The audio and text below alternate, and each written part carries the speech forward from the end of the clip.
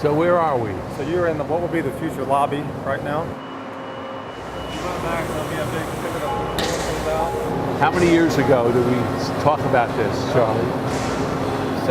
7 years ago, and little did I know I was going to be here.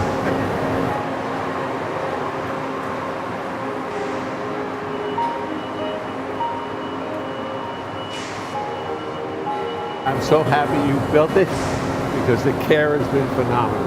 It's amazing to me to have the operation yesterday and to be walking here today and feeling good, energetic. I can just see what the attitude's going to be of patients that come in here.